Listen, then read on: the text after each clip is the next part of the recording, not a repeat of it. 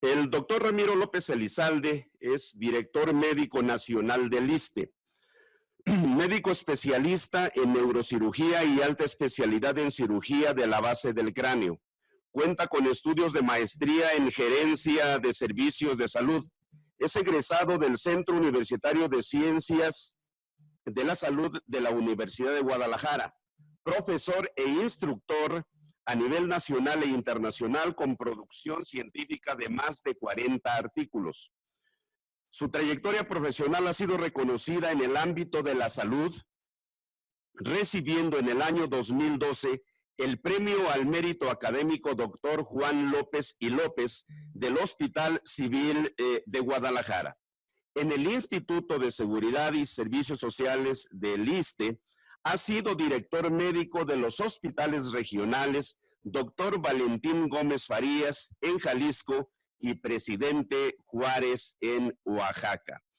Desde el 2018 es director normativo de salud en el ISSSTE. Gracias por acompañarnos, doctor. Tienes el uso de la palabra. Muchísimas gracias, muy buenos días, maestras, maestros. Un saludo al profesor, al maestro Alfonso Cepeda Salas y desde luego profesor Gustavo Michúa por esta invitación, este espacio. Pues quiero decirles que de alguna manera estamos comprometidos. He escuchado las palabras de inicio de este honorable evento y quiero decirles que estamos en completa empatía, en completa coincidencia en la necesidad de regresar a las aulas, de darle esa oportunidad a los jóvenes, a los niños, y que no solamente es una situación de educación que es por sí misma fundamental en la formación de los seres humanos, sino ya también es un asunto de salud, y de salud no solamente física, sino de salud mental. De ahí que el interés y el ISSSTE y el área de salud está comprometida al 100% con todos ustedes para considerar y darles las garantías a todos los profesores y a los jóvenes y a los niños, niñas que están regresando a las aulas.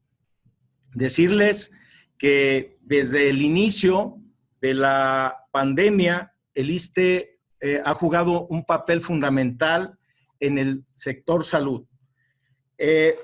Ha sido un papel de un trato de iguales con las demás instituciones y hemos mostrado, aún con todas las carencias que ustedes saben que el instituto de alguna manera tiene en torno en cuestiones de infraestructura, en cuestiones de recursos humanos, de equipamiento, etcétera, que para todos ustedes es conocido.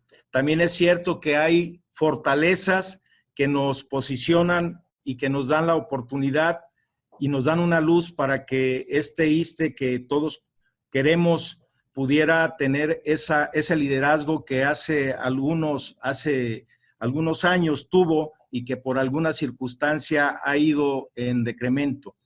Hoy por hoy quiero decirles que en esta pandemia nosotros hicimos una reconversión de nuestros hospitales, de más de 120 hospitales, para garantizar que la voracidad de la pandemia no generara o de alguna manera no creara tanto impacto en nuestros derechohabientes. Es doloroso cada persona que ha sufrido y ha sido embestido por esta enfermedad. Es doloroso la pérdida de seres humanos, de maestros, de maestras. Sin embargo, no podemos agacharnos, bajar la guardia. Ante eso, pues estamos actuando de manera, estamos al 100. Esa reconversión que hicimos, pues inició en una sala de situación, es decir, las 24 horas del día nosotros teníamos monitoreados la cantidad de contagios que teníamos en nuestras unidades médicas. hoy por hoy esa propuesta de sala de situación. ¿Qué es la sala de situación? Es un espacio donde está concentrado un gran número de trabajadores con experiencia, tanto médicos, enfermeras, comunicólogos, que recaban la información, y eso nos permite trazar estrategias para que de alguna manera poder tomar acciones de manera lo más rápido posible. Ese mismo modelo estamos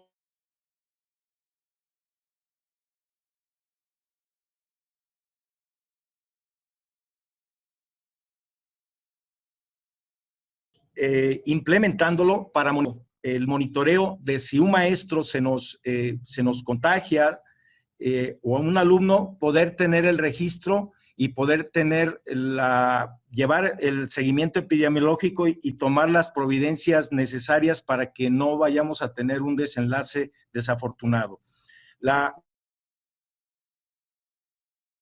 Por favor, una previa.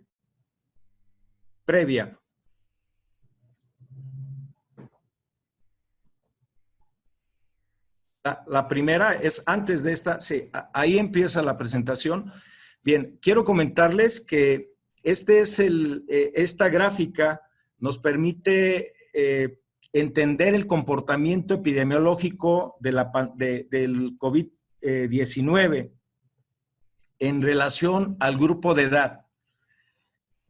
La franja o la línea inferior en azul muestra la afectación en la población de 0 a 17 años. La primera causa de mortalidad, es decir, la propensión de morir o de enfermar en nuestro país, en ese grupo etario, es lamentablemente los accidentes. La pandemia ha generado una afectación no tan contundente en este grupo etario, de tal manera que representa, varía de manera en algunas edades, pero normalmente se expresa en el 8º o 9º lugar. De tal manera que es importante que ustedes sepan el escenario y bueno, como ustedes ven, el grupo ahora, actualmente, el grupo de 18 a 29 años, pues ahora está repuntando, ¿sí? Y ahí eso es como tener una fotografía de cómo se está comportando actualmente la pandemia. Es decir, está virando. ¿Me da la siguiente, por favor? Nosotros hemos establecido dentro de ese liderazgo del ISSSTE unas guías operativas. Es decir, desde el inicio, la primer guía era cuestiones semánticas de cómo debería la población y nuestros derechohabientes, nuestros maestros, entender lo que era la pandemia, lo que era una epidemia, cosas elementales que son importantes en la comunicación. La segunda guía establecía las medidas de cómo cuidarse, del uso de cubrebocas, el lavado de manos, el uso de gel, etcétera, etcétera. De tal manera que esas guías, inclusive quiero decirles con orgullo, fueron retomadas por el sector y las hicieron suyas y posteriormente sacamos una propuesta conjunta. Pero de manera, pues les digo con orgullo, el ISSSTE fue líder en esta expresión de cómo los procesos se tenían que ordenar en nuestras unidades y en la población en general.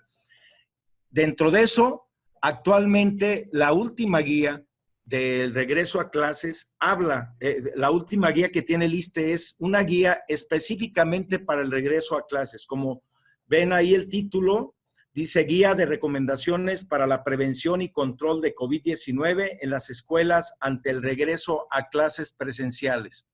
Esta guía también ha sido tomada de manera trabajada con los demás compañeros del IMSS, de la Secretaría de Salud, del INSABI, de las otras instituciones de seguridad social. Y ha sido aceptada y está en un lenguaje amigable y está a su disposición para que ustedes puedan revisarla conjuntamente con sus maestros y puedan tener la información necesaria para poderla primero asimilar y poderla compartir con sus compañeros y sus agremiados. ¿Me da la siguiente, por favor? Esa guía establece información que todos nosotros conocemos, igual ahí las medidas preventivas de la sana distancia, la higiene de respiratoria, es decir, el saludo de etiqueta, todo lo que nosotros, estar en espacios ventilados, todo lo que ya conocemos es refrendar y fortalecer esa información. Además de definiciones operacionales, nuevamente refresca la parte del lenguaje y la parte del comportamiento que debe de tener una persona cuando tiene dudas si ha sido contagiada o no. Y esto, de alguna manera, permite hablar en un solo lenguaje. Es una guía no técnica, sino no es dirigida a personal de salud como a las previas, que sí estaban dirigidas a enfermeras, a médicos, psicólogos. Esta está dirigida prácticamente para los profesionales en la docencia y para los que asisten a clases. De tal manera que igual está a su disposición y está también abierta para si hay alguna recomendación, alguna omisión que haya sido de nuestra parte o algo que a ustedes no quede claro para poderla, es decir, es dinámica esta guía y ustedes pueden contribuir con mucho para que esto se pueda estar más robusta y más consistente de tal manera que sea de mayor utilidad. Si me dan la siguiente. Dentro de esta guía, nosotros abonamos a lo que ustedes ya han expresado en muchos foros y lo han socializado, que los comités participativos de salud escolar son fundamentales, porque nos permiten monitorizar lo que está pasando ahí en el tema de salud. De tal manera que si hay ese comité es una autoridad de salud, de facto, de hecho, aunque en la cuestión administrativa, legal, o sea, no hay que, creo que, complicarnos, pero sí se le da la autoridad de salud de tal manera que nosotros, a través de esta sala de situación que vamos a tener a nivel central y la vamos a desplegar en todos los estados a través de los ecos que ven aquí a su lado, en mi lado derecho, se nota de mi pantalla, no sé en la de ustedes, donde dice Ecos para el Bienestar, es una integración que hay en los estados para la atención primaria en la salud. Es decir, son comités multidisciplinarios que vigilan el comportamiento epidemiológico en estos momentos no solamente de COVID, sino de muchas entidades que son importantes. Pero estas integraciones se van a poner en contacto y van a tratar de buscar ese enlace que debe existir. Es una sugerencia en todos los comités, en todas las escuelas. Ese comité, creo que ahí estamos, como ustedes ven, pues sugiriendo que el director debe ser el líder de ese comité, el presidente de los padres de familia, etcétera, etcétera. Hay algunas sugerencias y obviamente pues estamos nosotros tomando de su información, de sus experiencias para nosotros poderla robustecer. Si me da la siguiente. Temas que ya todos nosotros conocemos, de limpieza, desinfección, las condiciones del aula, pues tienen que ser tocadas en ese comité de salud. La siguiente, por favor. De igual manera, se tiene que abonar a los tópicos obligados, el filtro de casa, filtro escolar, los filtros en los salones de clases y también manifestar y dar información de algunas situaciones que ya son hoy por hoy de poca utilidad. Yo creo que todos vemos que en muchas oficinas, hoteles, etcétera, todavía está el tapetito que tiene un líquido. A veces no sabemos qué líquido le están aplicando porque ha sido tan ambiguo, que hoy por hoy la utilidad de esos tapetes pues ya realmente están, hoy por hoy están fuera de una situación regulatoria, pero sobre todo de la utilidad que nos pueden aportar. De tal manera que esa información, por ejemplo, es importante que se establezca, eso viene en la guía. Los arcos sanitizantes, no sé si recordarán que al inicio de la pandemia era una exigencia, inclusive nos llegaron a hacer manifestaciones porque no se querían los trabajadores integrar muchas veces a los centros de trabajo porque requerían un arco sanitizante que hoy por hoy pues está proscrito, no es necesario. Y toda esa información es importante tenerla para darle la tranquilidad a los padres de familia, a los niños, a los jóvenes que ingresan y obviamente a los maestros que están con nosotros. Si me da la siguiente, por favor.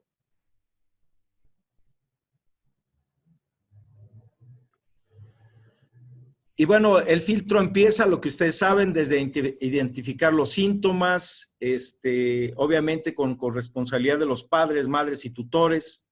Ante los síntomas, pues lo que nosotros ya sabemos, quedarse en casa o ir al médico de acuerdo a la sintomatología. Este proceso ya todos lo conocemos. Y me da la siguiente. La sintomatología también, que estamos todos familiarizados, el uso correcto del cubrebocas, de la sana distancia y de la toma de la temperatura, el monitoreo cuando ya se está manifestando la expresión de alguna sintomatología que está iniciando. ¿Me da la siguiente, por favor? El filtro de salón de clases, eso son temas que vienen aquí en la guía. Me da la siguiente, por favor. Y en esta misma guía viene una batería de preguntas frecuentes.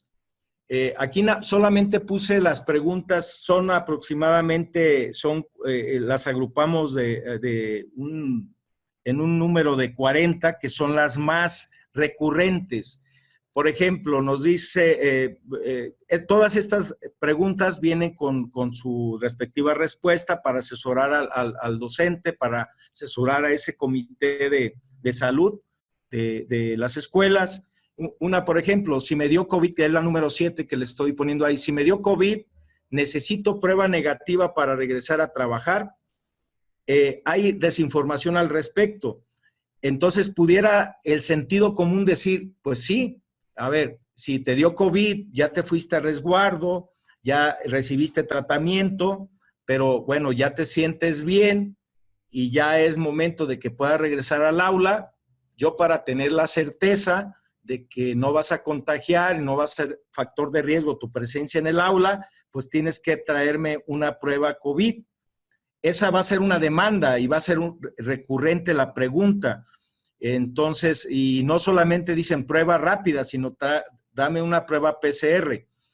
Sin embargo, pues esto no es viable debido a que estas pruebas se basan en el nivel de anticuerpos que están también circulando en el ser humano, en la sangre del ser humano.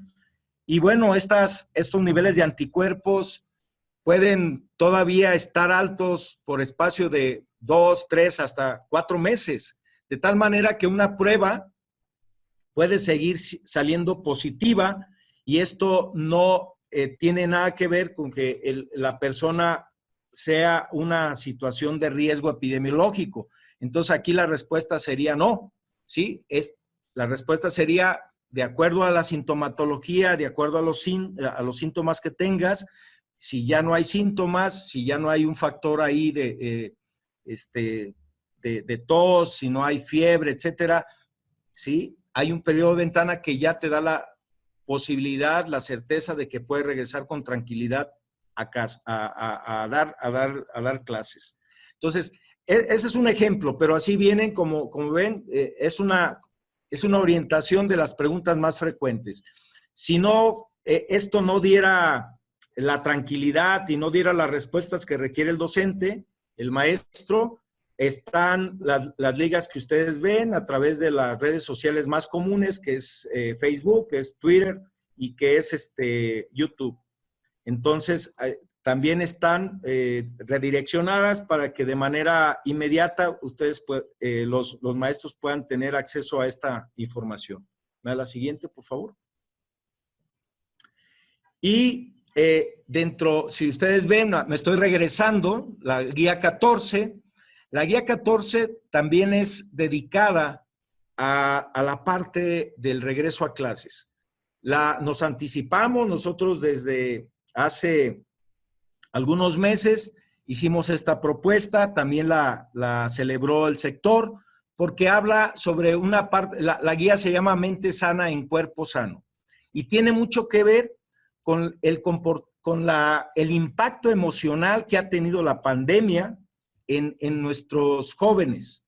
Hoy por hoy sabemos que se ha perdido, decía por ahí un experto en neuropsicología, se le ha amputado a estos jóvenes, estos niños, ese desarrollo psicomotriz de casi 2 años, ya por cumplir casi 2 años, desde que escuchamos la noticia, ese desarrollo psicomotriz, ese desarrollo de esa inteligencia emocional ha estado un poquito encajonada, porque hoy en día, pues sabemos que un joven ya no tiene ese estrés que representa a veces que lo pasen al pizarrón, que le suden las manos, que titubee, que se le quiebre la voz, que es parte del crecimiento y del desarrollo cerebral de ese niño, de ese joven.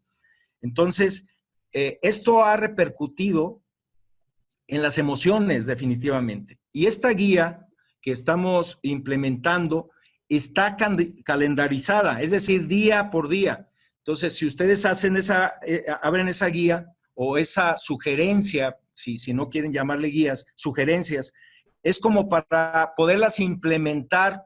Vienen dinámicas muy también que no son para psicólogos o para expertos en desarrollo humano, sino que se pueden implementar en las aulas como parte del complemento de la inteligencia emocional y de la salud mental de todos los que asisten a las escuelas. Está adaptada para desde preescolar hasta bachillerato, y son dinámicas que abonan a esto, a la interacción, a las relaciones humanas. De entrada, por ejemplo, hay algunas recomendaciones de cómo hacer gel, cómo hacer un cubrebocas, hacer dinámicas de música, etcétera, etcétera, que creo de arte, que pueden aportar, es un adicional, pues, a lo que nosotros creemos que puede ser de suma importancia en estos momentos. Hoy, pues, la Organización Mundial de la Salud nos ha dado el visto bueno sin querer de esta propuesta, porque ellos se han manifestado la semana pasada de que lo primero que hay que atender justamente la parte de la salud mental de la población. Entonces, no se diga pues en el gremio y en la parte que nosotros estamos, de lo que estamos hablando. ¿Me da la siguiente, por favor? Y bueno, también viene esa propuesta de si se detecta un caso sospechoso, qué es lo que hay que hacer, ¿sí? La notificación, asistir al médico. Aquí el hospital nos va a dar información a la sala de situación. Vamos a tener la interacción, como les comentamos, con el Comité de Salud de las escuelas, y vamos a dar el seguimiento epidemiológico. Nosotros vamos a tener el nombre del profesor y los datos que nos permitan, teléfono, etcétera, y estar monitorizando la salud del profesor y de su familia. Ahora, ¿por qué apelamos mucho a los comités de salud? Porque puede ser que un maestro no se haya atendido en una unidad médica del ISSSTE, él haya decidido o que tenga otro empleo y que haya ido al Seguro Social o que haya ido a un hospital privado y desde ese espacio nos haya solicitado una incapacidad, etcétera. Como no tenemos el referente para poderle dar seguimiento porque ese maestro no llegó a atención médica a nuestras clínicas, entonces los comités de salud de las escuelas es muy importante que nos retroalimenten. Por eso ahí la posibilidad de estar en estrecha comunicación y a través de ellos tener la información para nosotros actuar en consecuencia. De tal manera que vamos a tratar de que ese espacio para los maestros no sea, aparte de que estén batallándole con el contagio, que no sea desgastante la parte administrativa y facilitarles todo lo que tenga que ver con licencias médicas. Se ha instruido, yo he estado en comunicación desde que el maestro Cepeda, el profesor Michúa me solicitaron que pusiéramos mucha atención en esta parte, dando instrucciones a los directores de los hospitales y a los subdelegados médicos para que no se dile en los procesos administrativos en torno a licencias y demás, y que también se apele a la ética y a la moral del maestro, y si el maestro no puede ir por su incapacidad, se pueda extender a través de un familiar, etcétera, y se evite toda esa odisea que muchas veces, lejos de fastidiar también a veces al maestro, genera también hasta riesgos de contagio a la población en general. ¿Me da la siguiente? Y bueno, también hay un proceso, no los voy a fastidiar. ¿Me da la siguiente? La sala de situación es algo, de lo que le estaba hablando. Esto es, por ejemplo, hay una sala de situación, la que ven la foto de abajo, y estamos comunicados con una sala de situación en Tlaxcala, que es la que nos retroalimenta. Esta sala ahí donde dice Tlaxcala, pues va a estar en comunicación con el comité de salud de cada una de las escuelas. La siguiente, por favor. Es algo igual que se monitorea, pues ustedes ven ahí, se monitorea primero pues el estado, la edad, las condiciones, etcétera. Es toda una ficha, no es abrumadora, de tal manera que esta información nos la puede dar de manera muy amigable el Comité de Salud de las escuelas. ¿Me da la siguiente? Y ahí sí le pediría, me voy a tomar la libertad de, si me permiten, con todo el respeto, sé que me toca a mí la exposición, pero en un par de minutos que la maestra Elsa, la doctora Elsa, que es nuestra subdirectora, les dé la información de cómo de manera puntual se va a hacer el tema de la emisión de las licencias médicas por COVID-19. Pero les reitero, la indicación que se tiene es facilitar quitar toda la tramitología, quitar la burocracia, quitar todos esos enredos que lamentablemente a veces se expresan en las unidades y garantizan un malestar, se prevé un malestar de entrada. Entonces vamos a tratar de que esto sea lo más ordenado posible y que si ustedes tienen una queja puntual de manera inmediata nos la hagan saber. Nosotros vamos a dejarles unos teléfonos para que podamos tener también una comunicación con ustedes. Si me permiten un par de minutos, doctora Elsa. Hola, muy buenos días a todos. Sí, este es el tema para la emisión de las licencias médicas. Como les comenta el doctor, estamos facilitando que puedan ser oportunas y eficaz la emisión de la licencia. En caso de que un paciente tenga la definición operacional de caso sospechoso de enfermedad respiratoria viral, acude a las áreas respiratorias de las unidades médicas. Inicialmente puede darle la licencia por 5 días en caso de que necesite realizar la prueba PCR o una prueba rápida. En caso de que no sea necesario hacer la prueba porque sea un caso ya operacionalmente positivo o bien el familiar o el trabajador ya lleve una prueba positiva de un laboratorio reconocido, se le darán los 14 días inicialmente. En caso de que se le dieron los primeros 5 días, en el momento en que presente su prueba positiva, se dará la licencia médica por otros 9 días. En caso de que el resultado sea negativo de la prueba PCR o de la prueba rápida, habrá un retorno a sus labores. El seguimiento será puntual a través de los medios que ya les comentaba el doctor Ramiro López Elizalde, con señales de alarma de dónde, en qué momento acudir a la unidad médica, en qué momento acudir a una unidad hospitalaria. Y aquí es importante que el trabajador sepa que no se le podrá exigir una segunda muestra, un resultado de laboratorio negativo para incorporarse a sus labores. En el momento en que termine la licencia médica, puede incorporarse a sus labores. En caso de que el COVID haya afectado algún otro órgano o que tenga alguna complicación, se emitirá una licencia ya por el diagnóstico específico de la complicación del COVID que haya tenido el trabajador. ¿Me pasan la siguiente, por favor?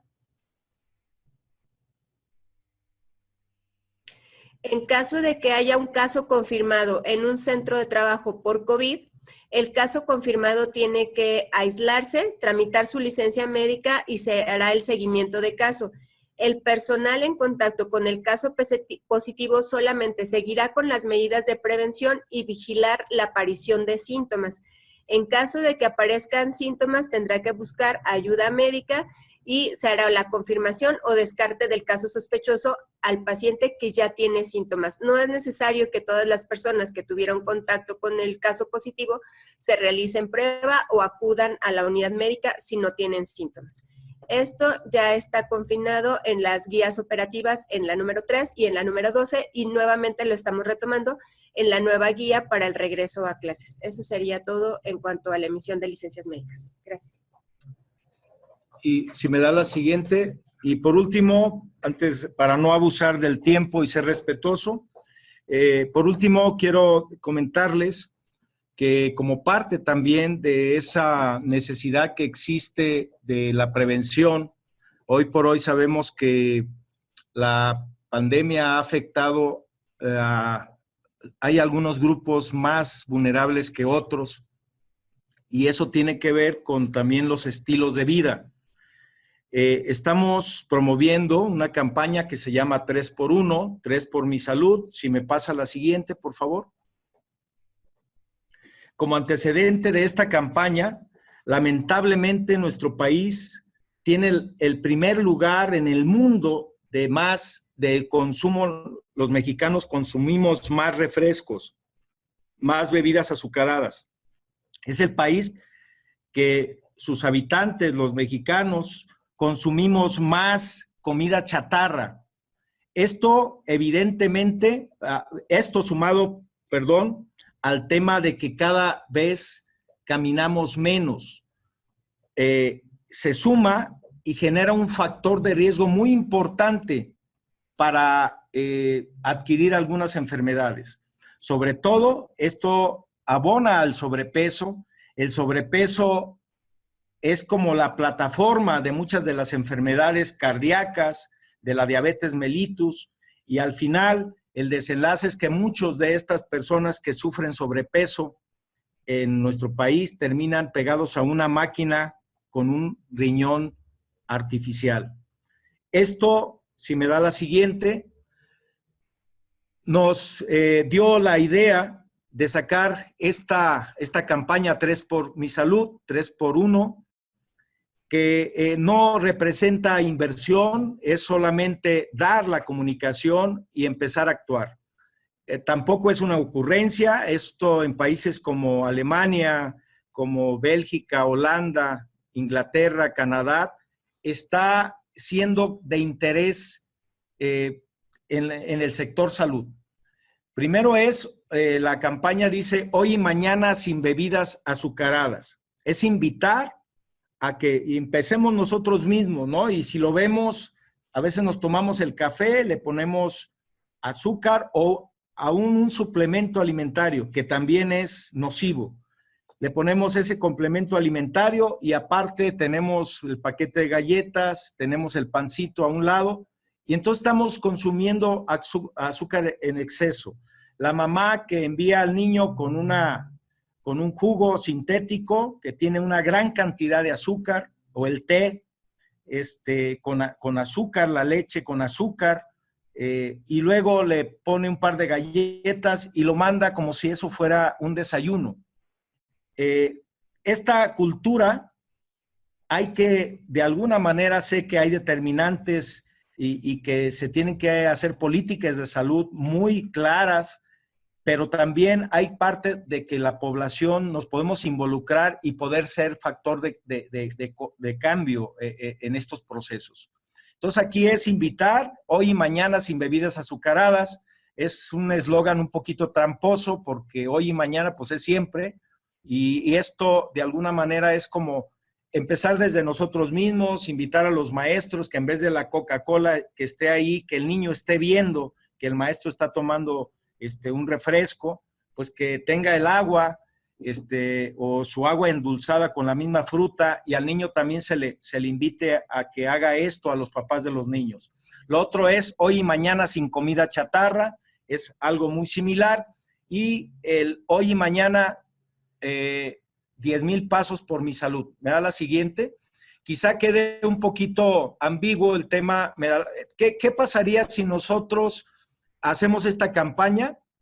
Reducimos el peso, el riesgo de diabetes, el riesgo de enfermedades cardíacas, de daño renal, de padecer cáncer y cosas tan triviales que pudieran ser como la caries, pero que tiene una representación muy importante en la salud, en la digestión, etcétera, etcétera. ¿Me da la siguiente? Y el tema de reducir de 10,000 pasos no es una situación de así tampoco de ocurrencia. 10,000 pasos representan, depende ahora sí, como dicen en mi pueblo de manera coloquial, la zancada, pues son los kilómetros. Son de 7 a 8 kilómetros, representan 10,000 pasos. Hay una aplicación gratis en los teléfonos para que se puede implementar en los teléfonos celulares.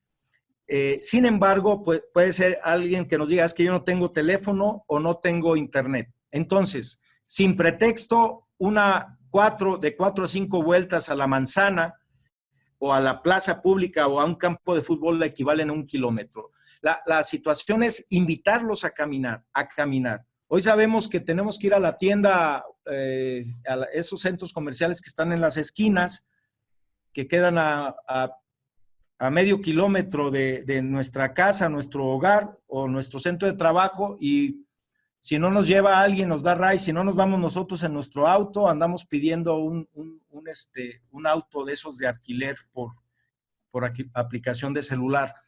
Entonces, desde ahí hay que empezar. No hay pretexto. Un niño después de los 10 años, un ser humano después de los 10 años en adelante hasta su último día de su vida, tiene que caminar esta distancia. Obviamente hay limitaciones, hay personas que ya tienen problemas de columna, de rodillas, pero es que tratar de lo más posible caminar. Aún ellos que tienen limitaciones, la rehabilitación ¿en qué consiste?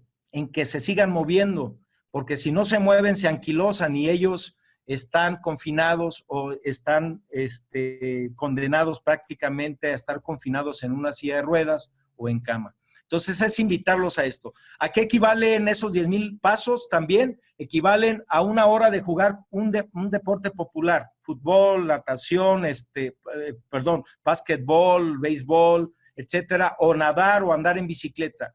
Equivale a eso. Entonces no hay excusa.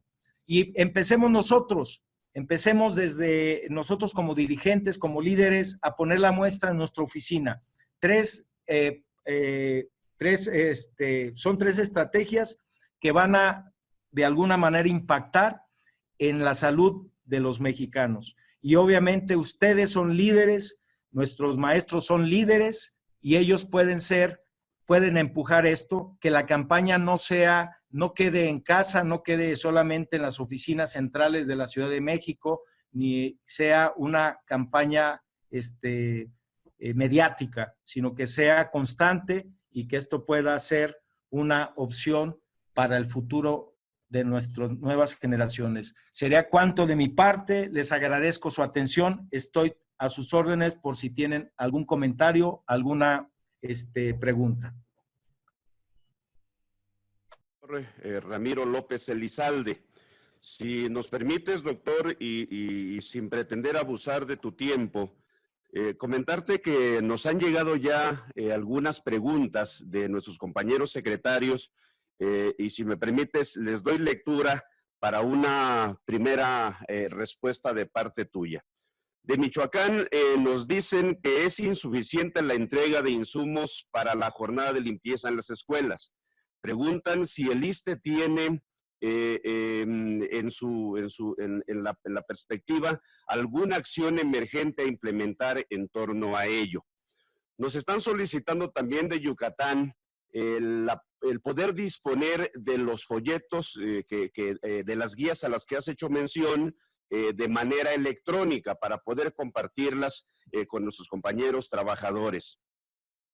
Nos preguntan de que si alguien se atendió de manera particular, no acudió al ISSSTE, ¿qué puede hacer si no llenó los formatos correspondientes a riesgo de trabajo? Esta quizás se responda con la participación del licenciado Carlos Augusto. Que pudieran repetir la ruta para la obtención de la licencia médica por parte de algún trabajador que llegue a contagiarse. En ese mismo tenor de Toluca nos preguntan que en donde no hay cobertura del ISSSTE, ¿qué debe hacer el trabajador para poder obtener su licencia? De Baja California nos dicen si el número de días de licencia médica en caso de COVID es estandarizado y aplica tanto para los vacunados como para los no vacunados. Y recordar y agradecerte la disposición, la disponibilidad para poder contar con vacunas de manera emergente de aquellos compañeros que en el país aún no han sido vacunados. Y recordarle a los secretarios que estamos por concretar ya esta etapa. Estas preguntas de manera inicial, doctor, si pudieras hacernos algún comentario. Con mucho gusto, maestro. En relación a la última pregunta, hay toda la garantía, hay toda de alguna manera la disposición en cuanto nos den la información en qué estados hay docentes, hay maestros que por alguna circunstancia, porque no querían al principio, no creían en la vacuna, porque la vacuna que se les iba a aplicar creían que no era la adecuada, etcétera, etcétera. Hay toda la actitud para que a través de su representación, profesor Michúa, nos puedan hacer llegar la lista y actuamos en consecuencia. Está garantizada la vacuna. Sí es de interés que sea lo antes posible para nosotros tomar las providencias y poder ser lo más eficaces posibles. En cuestión de si las incapacidades son estandarizadas, obviamente hay cuestiones, la respuesta es sí. Sin embargo, hay situaciones singulares, muy características de cada ser humano es diferente y el comportamiento también viral en cada uno de nosotros es distinto. Puede ser que una persona que le dé en estos momentos se infecte, no sea más que un catarro, se exprese como un catarro común, pues, o otra persona que lo llegue a generar un problema respiratorio restrictivo, inclusive termine en un hospital, pues los días de incapacidad pues serán acordes a la manifestación clínica y al comportamiento clínico que tenga en esos momentos la persona. No hay problema en las entidades donde no se tenga una representación del ISSSTE, en estados donde no hay robustez de parte del instituto, y ahí nos apoya el INSABI, nos apoya el IMSS. Ahí sería a través de un familiar, a través de que puedan, a través telefónica, acudir a la brevedad para darle seguimiento y ordenar toda la parte administrativa y darle las facilidades para que la parte de legal en el instituto no se les complique. De eso tengan la certeza. Ahorita le vamos a dejar el uso de la palabra al compañero para que él haga alusión al aspecto ya normativo de este tema. En cuestión de los insumos de las escuelas, miren, ahí sí nosotros no tenemos, podemos apoyar, pero no es el ISSSTE, ahí no tiene... esa es creo que sería que vieran ahí la parte ya muy particular con la Secretaría de Educación. Yo pudiera hacer ahí hacerle los comentarios necesarios a la Secretaría de Educación en cuáles escuelas hay que tener un poquito más de atención al respecto.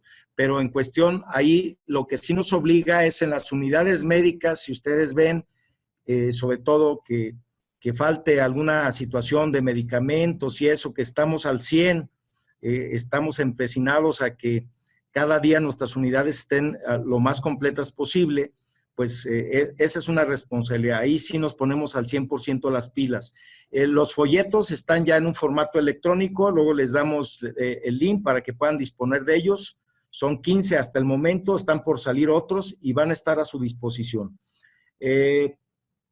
Otro de las preguntas, o si quieren nuevamente, Elsa, repetir el proceso, para que ese proceso, quiero decirles, está en la guía 15. Esto que va a comentar nuevamente la maestra, la doctora Elsa, está establecido en la guía 15, lo pueden consultar ahí ya nuevamente. Si nos pasan nuevamente las diapositivas al compañero que está controlando la...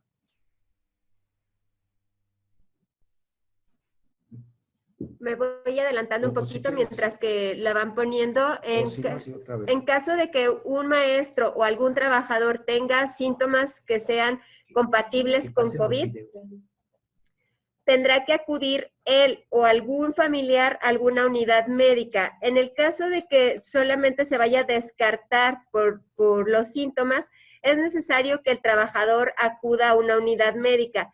No es necesario que sea exclusivo del ISSSTE. Puede acudir a una unidad de la Secretaría de Salud, a una unidad del IMSS Bienestar o a una unidad del IMSS, ya que estos pacientes se consideran una urgencia. Todas las unidades médicas tienen una área de triage respiratorio. Esto les permite recibir la atención, identificar los síntomas. La identificación de estos síntomas es lo que se llama la definición operativa del COVID. En caso de que el trabajador no se le pueda realizar en ese momento una prueba rápida, se le darán 5 días de licencia médica esperando contar con esta prueba PCR. Esta prueba PCR tampoco es exclusivo que se la tengan que realizar en una unidad del ISSSTE. En cada uno de los estados, el Laboratorio Estatal de Salud Pública puede realizar esta prueba y confirmar de esta forma con la prueba PCR la infección por COVID. En el momento en que confirmamos la prueba, se dan 9 días adicionales. Es decir, el paciente o el trabajador, el derechohabiente, ya tiene 14 días de licencia. En caso de que en el momento en que él acuda a la unidad médica es posible realizarle una prueba rápida y en ese momento tenemos el resultado positivo, de entrada se le dan los 14 días. Ya no es necesario que él regrese. En caso de que ya tenemos la confirmación del diagnóstico, son 14 días.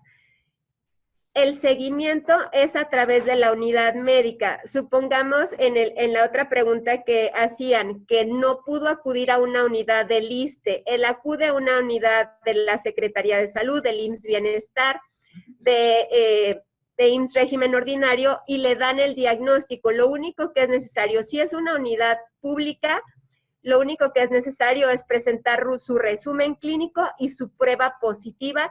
Ya no es necesario que el trabajador acuda a una unidad del ISSSTE. Algún familiar puede acudir a tramitarla con estos documentos. Repito, su resumen clínico y su comprobante de su prueba positiva. En caso de que haya acudido a una unidad privada, es necesario, además del resumen y la prueba positiva, la factura de esta atención. Algún familiar acude y le dan los 14 días.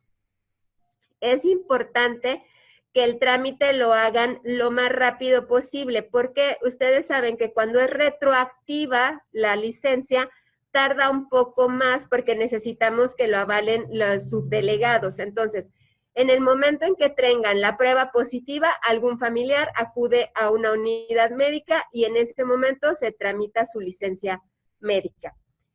Para el caso de que la prueba no se haya hecho en el ISSSTE, en la página de coronavirus del gobierno federal está el listado de los laboratorios que están avalados por COFEPRIS para darnos una prueba positiva.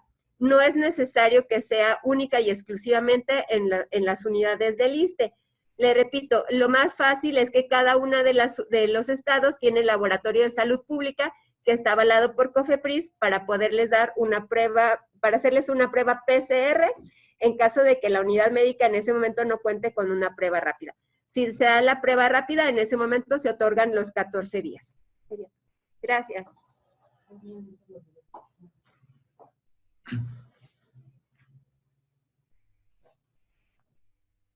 Doctora, nos están llegando más preguntas, algunas insistimos en que se van a responder de manera automática con la presentación que nos haga o la plática que nos dé el licenciado Carlos Augusto.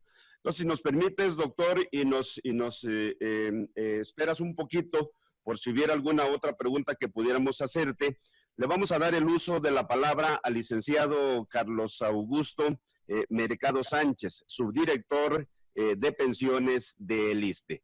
Adelante, licenciado. Muy buenos días, los saludo con gran estima y gran respeto. Profesor Gustavo Michúa, muchísimas gracias por permitirme estar con ustedes. A todos las secretarias y secretarios de las distintas secciones del Sindicato Nacional de Trabajadores de la Educación, el máximo de los respetos. Muchas gracias por su presencia. Un afectuoso saludo al doctor Ramiro López Elizalde, director normativo de salud del instituto, quien ya ha hecho una clara y precisa exposición de este tema que ha sido un tema que ha obligado a generar acciones nunca antes vista en muchos años en la historia del país, del mundo, pero que con el esfuerzo de todos hemos logrado superarlas, empezar a superarlas y salir adelante. Realmente quiero reconocer y agradecer en este espacio como mexicano, como padre de familia, la labor heroica que han hecho todos los cuerpos médicos, paramédicos, doctores, enfermeros, camilleros y choferes para atender esta emergencia sanitaria y a la cual se suma de manera decidida, igual con un heroísmo siempre mostrado con esa entereza, todos los profesores y profesoras del país para parar, como dijo el doctor Ramiro, estas también secuelas psicológicas en el desarrollo psicomotriz, psicológico y educativo que se han visto afectadas por esta pandemia en los niños y jóvenes del país. Primero que nada, muchas gracias. Atendiendo a la petición del profesor Michúa, y como dijo el doctor Ramiro, yo me quiero enfocar a lo que sucede después, a todos estos procesos normativos que suceden después de que algún trabajador, en este caso, profesor, trabajador del magisterio, pues fue expuesto a esta enfermedad del COVID-19 y qué tratamiento se le va a dar. Antes que nada quisiera reiterar lo que ya bien dijo el doctor Ramiro, que el instituto ha establecido todas las medidas necesarias, no ha escatimado esfuerzo alguno para contar con los recursos, procedimientos, normas, estructura e infraestructura para atender al COVID-19 de una manera integral, tanto en la parte médica como todas aquellas secuelas que se deriven de carácter médico, pero también de carácter pensionario. En este sentido, desde abril del 2020, el ISSSTE, a través de su Dirección Normativa de Prestaciones Económicas, Sociales y Culturales, estableció procedimientos para todas las áreas de medicina del trabajo que están en las subdelegaciones de prestaciones de las representaciones estatales con el objeto que tanto el Comité de Medicina del Trabajo como los subcomités en los estados pudieran valorar y determinar los casos de COVID-19 como un riesgo de trabajo. Quiero en este punto asegurarles a todas y todos ustedes que el instituto está consciente y está preparado, no ha parado un solo día desde que inició esta emergencia sanitaria en atender todos estos casos de medicina del trabajo, tanto de caso de invalidez, tanto casos de riesgos de trabajo, a los que se les suma de una manera particular aquellos casos que se deriven de la enfermedad COVID-19 y de esta pandemia. En esta normativa se establece con claridad que cuando un trabajador está expuesto a este virus, al SARS-CoV-2, en ejercicio y con motivo de su trabajo y quede contagiado con COVID-19, se le deberá reconocer este riesgo de trabajo y, en su caso, evaluar las secuelas que deriven de la misma para determinar la procedencia de la incapacidad y, en su caso, la procedencia de la pensión. ¿Qué significa esto? Que si una persona, en este caso un maestro, en ejercicio y motivo de su trabajo ha quedado contagiado de esta enfermedad COVID-19, existen las normas y los procesos para que el instituto reconozca ese riesgo de trabajo y se determinen los derechos que en su caso deriven de esta enfermedad. ¿A qué me refiero con estos procesos? Los voy a mencionar de manera general, si me lo permiten. El doctor Ramiro ya hizo una explicación muy profunda de la parte médica y estos procesos, como él bien dice, se refieren a la parte normativa y a la parte operativa con posterioridad. Los comités de medicina del trabajo y los subcomités en las representaciones estatales valorarán la causa-efecto que tengan presentando la prueba positiva de COVID-19 y que esta prueba coincida con las fechas que hemos visto en todas las guías que nos certifica la dependencia y entidad en la cual el trabajador estuvo laborando. ¿Qué significa esto?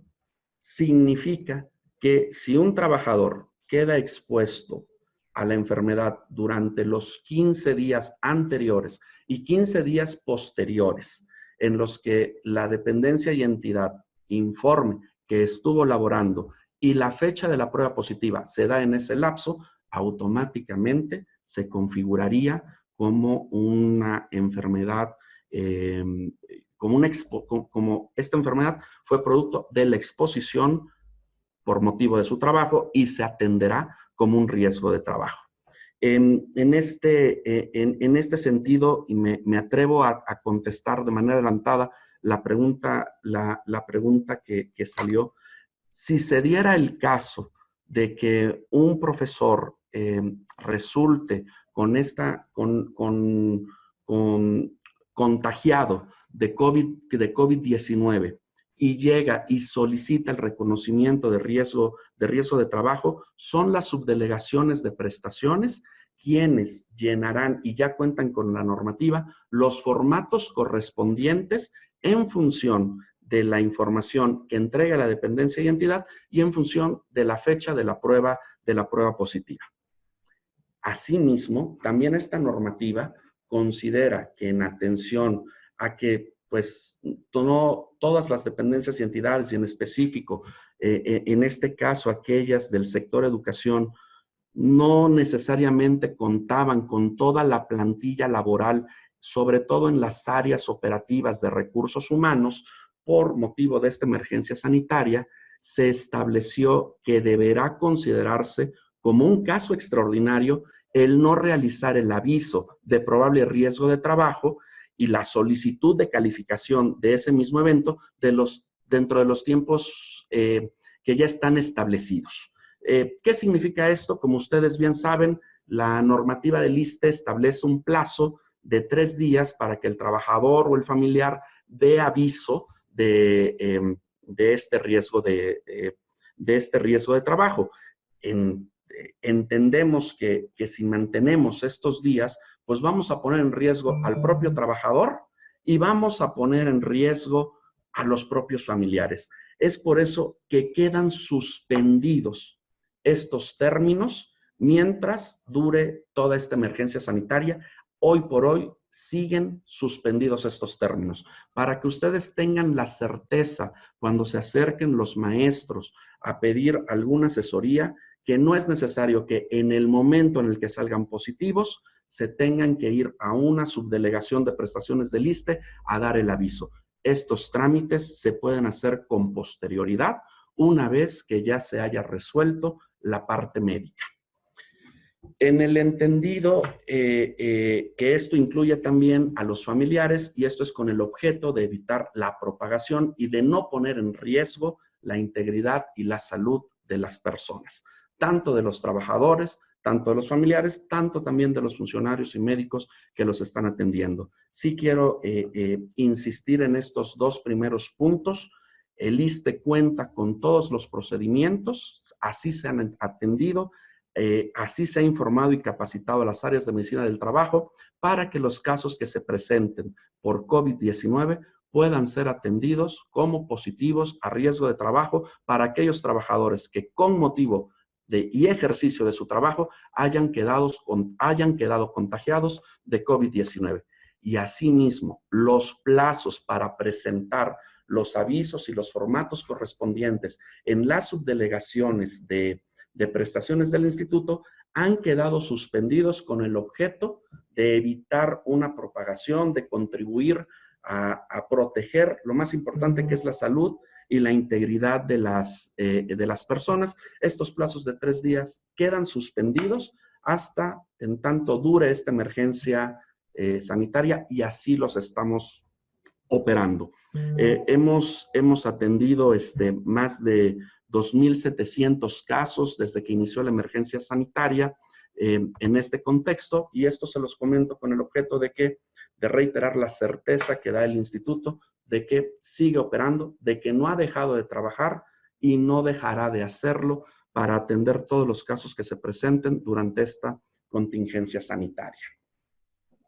Adicionalmente a lo anterior, lo tengo que mencionar, nosotros observamos en materia pensionaria tres momentos o tres situaciones, tres posibles escenarios una vez que el trabajador ya haya sido contagiado de COVID. El primer escenario es aquel trabajador que, siendo contagiado de COVID, tiene esta recuperación, tiene una recuperación médica favorable, no fue necesaria ningún procedimiento médico posterior, y después de cumplir con los tiempos establecidos por los médicos tratantes, tiene una recuperación completa y se reincorpora a trabajar. En este caso, pues no fue necesario, digamos, que se generara ningún procedimiento posterior al evento médico.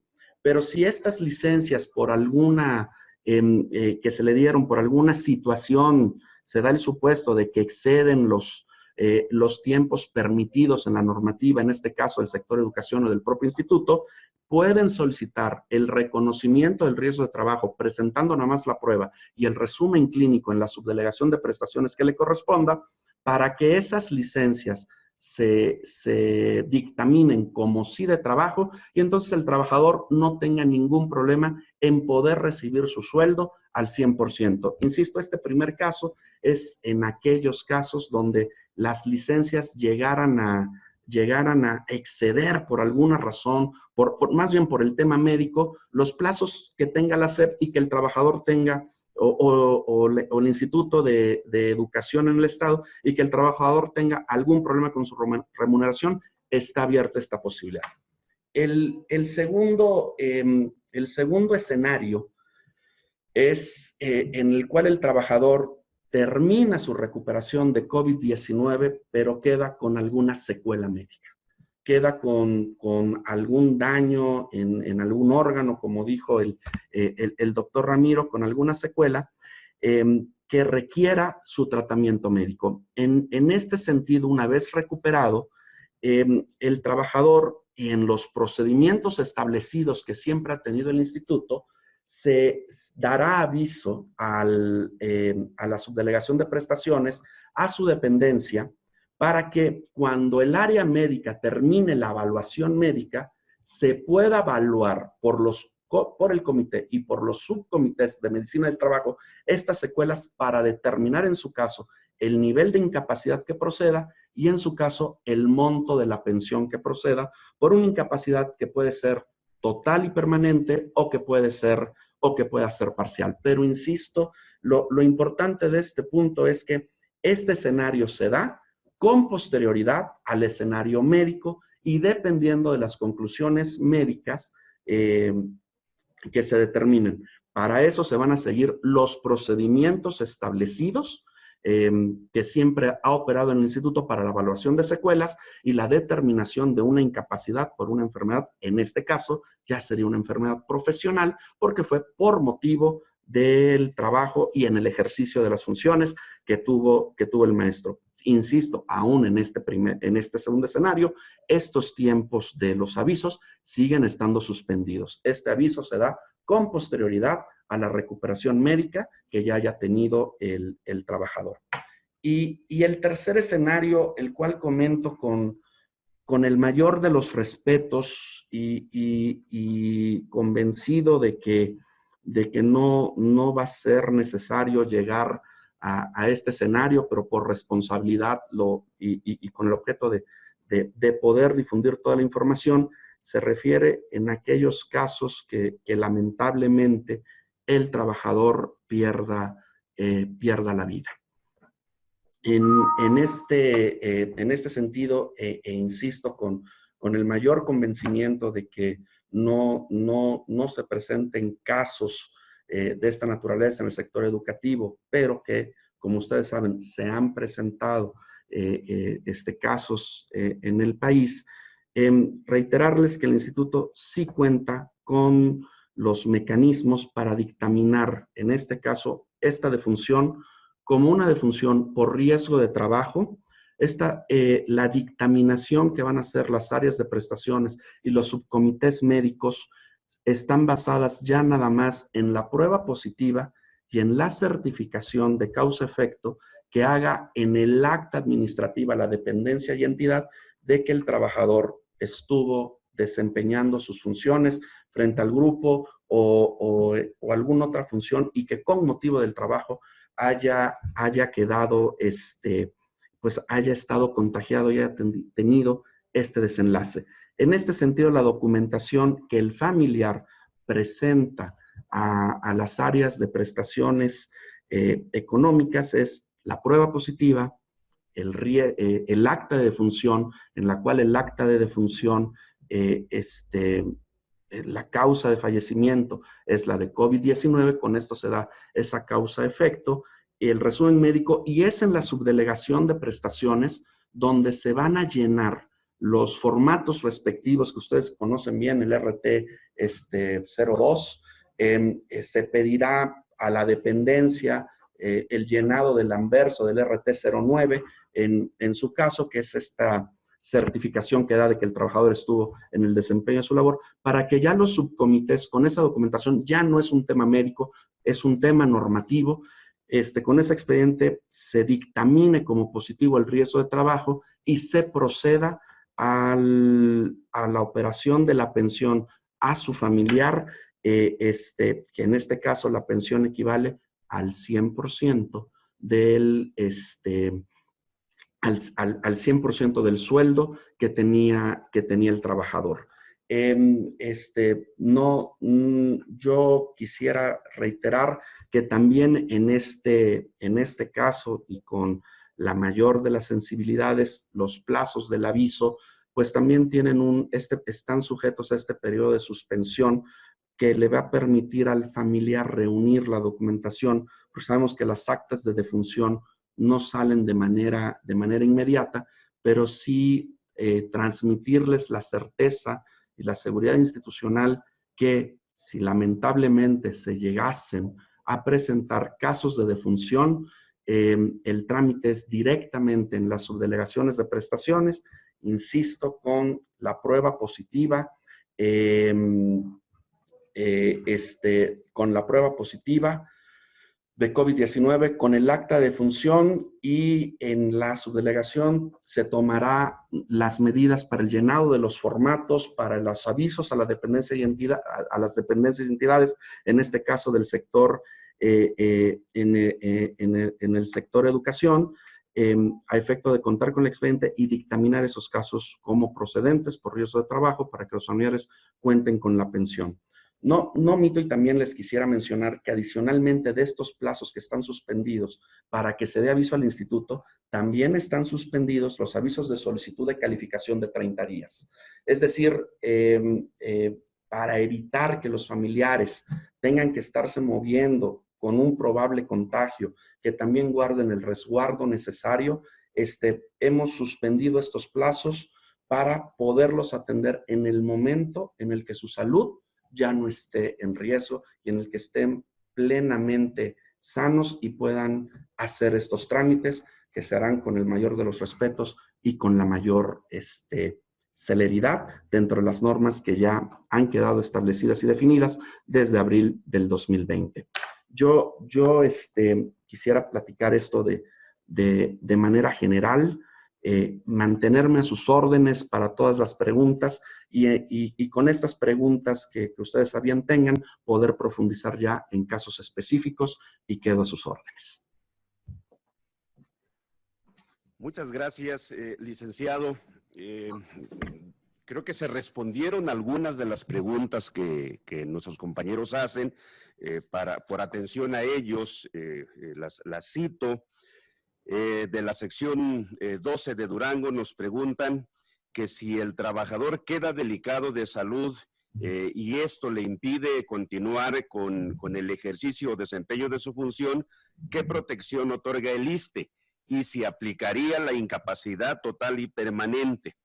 Y también nos preguntan que aquellos compañeros que se contagiaron antes de que entrara en vigor esta norma, que fue el 22 de abril pasado, y quedaron con secuelas, si pueden todavía solicitar ser protegidos por riesgo de trabajo. Son en sí las preguntas que tenemos en torno a ello, licenciado. Si pudieras hacernos algún comentario. Sí, por supuesto, con gusto, y gracias, profesor. Sí, efectivamente, sobre el tema de las secuelas, si hay algún, si hay algún compañero, algún maestro, miembro del magisterio que haya quedado después de su enfermedad con secuelas médicas, este supuesto se configura dentro del segundo escenario, dependiendo de la evaluación médica, del dictamen médico que tenga el área médica. Entonces se valorará el grado de secuelas, y sí, efectivamente, dependiendo de este grado de secuelas, la pensión y la protección puede ir desde una incapacidad parcial hasta una incapacidad total. Esto ya dependería del resumen clínico que se presente para integrar el expediente dentro de los procesos normales que tiene el instituto, y efectivamente la Seguridad Social del ISSSTE abarca esta protección también para que esta protección a través de una pensión por riesgo de trabajo que puede derivar en una incapacidad parcial o una incapacidad total, para aquellos trabajadores que médicamente hayan sido determinados con secuelas. Para esto será la evaluación correspondiente por las áreas de medicina de trabajo a través de las subcomisiones y el propio comité. En relación a los contagios, previos, le digo, por supuesto que sí. ¿Qué es importante en este sentido? Aquí es muy importante para aclarar que esta normativa se hace para garantizar y transparentar los procedimientos que el ISSSTE tiene que hacer para reconocer o para tratar al COVID-19 como una enfermedad profesional en los casos que se presente. Lo que sí es importante es que los maestros son derechohabientes del ISSSTE antes, después, y lo seguirán siendo, de esta normativa. y han sido y seguirán siendo después de esta pandemia, por ende gozan de toda la protección y seguridad social que esté contenida en la ley del ISSSTE. Para este caso específico que usted me pregunta, lo único que se va a necesitar es la certificación o el acta de la dependencia y entidad de que tuvo este contagio con motivo en el ejercicio de su trabajo o con motivo de las actividades que estuvieron haciendo antes del regreso a clases, porque el sector educativo no paró. El sector educativo se siguió preparando para este punto, siguió asistiendo, siguió capacitándose. Entonces, la dependencia y entidad certifica que fue por realización de estas actividades propias del servicio educativo y por supuesto que se valorarán las secuelas y en su caso la incapacidad y la pensión que determine, sin menoscabo de que siempre ha tenido el derecho a la atención médica. Espero me indique, profe Lerroy, me indique si logré contestar claramente la duda. Sí, muchas gracias, licenciado. Hay más preguntas, si me permites darles lectura. Nos preguntan si es válida la prueba positiva de cualquier tipo de laboratorio, o sea, de salud pública o privados, para poder iniciar con el trámite correspondiente a riesgo de trabajo. De Tabasco nos preguntan si la pensión por humanidad establecida para dictaminar a trabajadores con enfermedades terminales o poca esperanza de vida sigue vigente. Nos piden que el instituto garantice la existencia de pruebas, esto es para el doctor Ramiro, la existencia de pruebas para todo aquel trabajador que lo solicite, así como el hecho de que haya los medicamentos suficientes para el tratamiento de esta enfermedad. Solicitan de Toluca que se omita el acta administrativa que se contempla en el RT03 para calificar el riesgo de trabajo.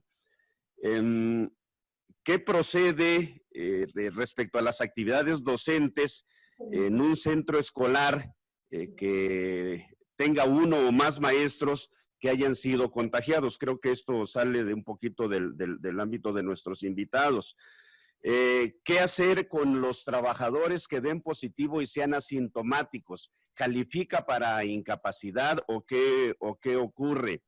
¿Qué hacer en aquellos casos donde el certificado de función no señale fallecimiento por COVID? Y ¿cuáles son las condiciones para poder cobrar una pensión, licenciado Carlos, en términos de la legislación vigente? Ok, empiezo comentando lo de las pruebas.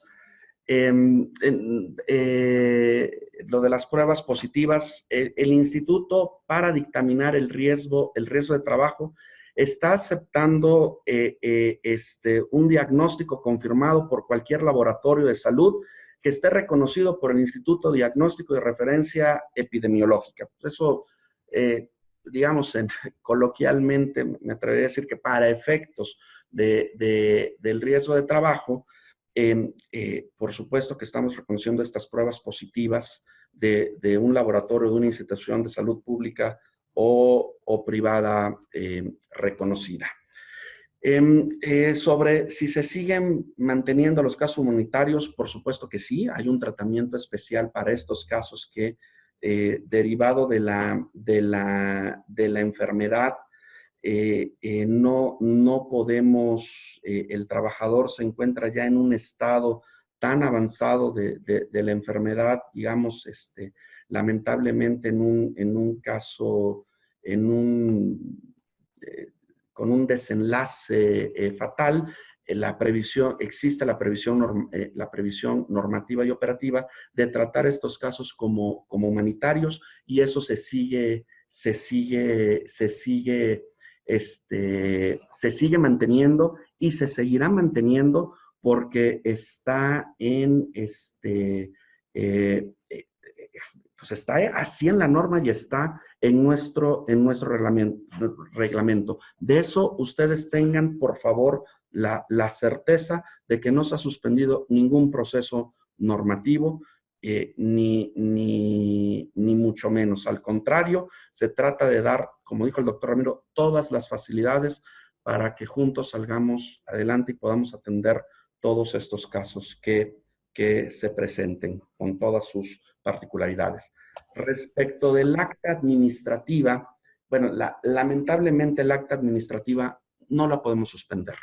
El acta administrativa es un requisito, en este caso normativo, y es un requisito fundamental porque con esa acta administrativa se da por confirmada la relación causa-efecto de que el maestro quedó contagiado de COVID-19 en el ejercicio y por motivo de su trabajo.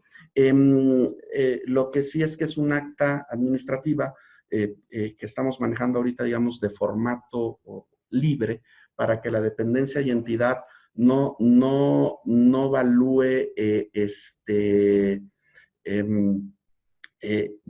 no sea quien evalúe. La dependencia que tiene en esa acta administrativa nada más dice cuándo fue a trabajar, certifica su horario, y esto que entra dentro de la fecha de la prueba que presenta, pues es más que suficiente para determinar la causa y efecto. Les recuerdo que el formato, el RT02, el RT01, perdón, es el que requisita la dependencia, y el RT02 lo vamos a llenar nosotros en las áreas de medicina del trabajo y prestaciones de trabajo.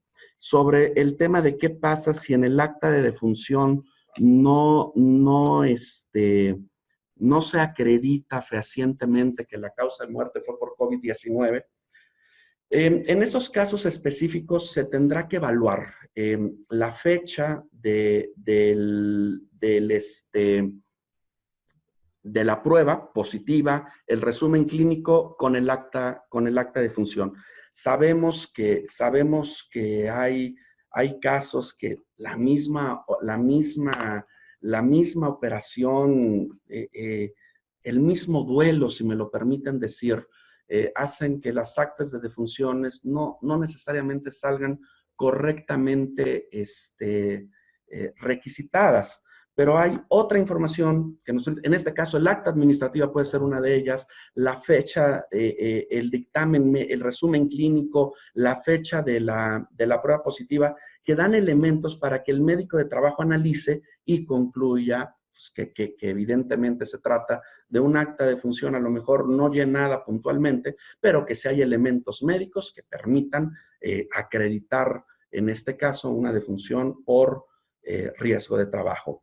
El riesgo de trabajo, en este caso la pensión, pues uno dice cuáles son los beneficios que está garantizado. En el caso de riesgo de trabajo, la pensión es del 100%, en caso de fallecimiento para el familiar, el 100% del sueldo, con independencia de la edad que tenga el trabajador, y para aquellas pensiones por incapacidad parcial o total, estas dependerán de las secuelas y del grado de secuelas que determinen las áreas médicas en su valoración clínica. Con mucho respeto de los tiempos de nuestros compañeros secretarios y de nuestros invitados, todavía tenemos muchas preguntas, pero si ustedes nos los permiten, compañeros secretarios, plantearlas por otro medio a nuestros invitados y hacerles llegar las respuestas. Sobre todo el licenciado Carlos tiene una urgencia a las 10:30.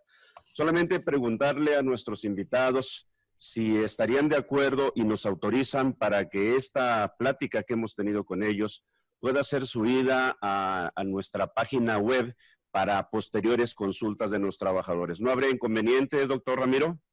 No, adelante. Al contrario, les agradezco la invitación. Contestando de manera concisa, porque quedó abierta las preguntas, que si hay pruebas, hay disposición de pruebas para aquel maestro que acuda a nuestros servicios médicos, adelante. Sin embargo, sí es importante decir que tiene que cumplir los criterios para hacer la prueba, porque no puede llegar alguien y decir, oiga, vengo a que me hagan una prueba. Si no cumple los criterios, lamentablemente no podemos hacerlo, porque si no sería una situación, no sería viable en todo, ni hay las pruebas suficientes para todos, ni ese es el protocolo, pues. Pero el maestro que requiera, adelante. Si por alguna circunstancia no se tiene o no se tiene ahí en el momento, porque no ha llegado de parte de niveles centrales, se le autoriza de manera pronta el que se pueda pagar ahora sí, la prueba nuevamente, valga la redundancia, siempre y cuando sea en un gabinete aprobado por la COFEPRIS. En torno a los medicamentos, les digo que hay la disposición en estos momentos de los que han sido aprobados, tener un poquito de cuidado, porque hay medicamentos que ya está comprobado y que a veces es la demanda, oiga, es que no me aprobaron este medicamento, es que es un medicamento que ya no está dentro de lo sugerente para el tratamiento. Por ejemplo, hay medicamentos como la ivermectina, la citromicina, los esteroides, el uso de trajes especiales de N95 para ciertas áreas que no son necesarias. Entonces, nada más que nos ayuden a los maestros, dando la confianza de que van a tener todas las medidas adecuadas para que puedan ser tratados de manera correcta. Si hay alguna consideración, algún comentario, estamos abiertos para enmendar y aplicarnos. ¿Sí? ¿Sería cuánto? Y muchísimas gracias por la invitación, profesor. Gracias, doctor. Licenciado Carlos, ¿no tendrías inconveniente en que podamos también subir tu plática? No, con gusto y atento a cualquier duda que ustedes tengan o cualquier información adicional que requieran. Bien, muchas gracias. Una última petición para ambos. Agradecer que nos han abierto las puertas en las entidades para que las secretarias y secretarios generales puedan reunirse tanto con el subdelegado médico como con el subdelegado de prestaciones. Pedirles que nos sigan apoyando porque hay algunas entidades que aún no logran tener esa reunión. Muchas de las preguntas que se han planteado en este día van a encontrar respuesta precisamente en esos diálogos que se tengan en las entidades. Al agradecer la gentileza de la participación de ambos, del doctor Ramiro López Elizalde y del licenciado Carlos Augusto Mercado Sánchez, les ratificamos, compañeras, compañeros maestros, nuestra disposición desde este colegiado para seguirlos apoyando en todo aquello que esté a nuestro alcance. Bien, hasta aquí vamos a dejar este video. No olvides suscribirte a mi canal y compartir este video para que llegue a más compañeros y se beneficien de la información que estamos compartiendo. Gracias.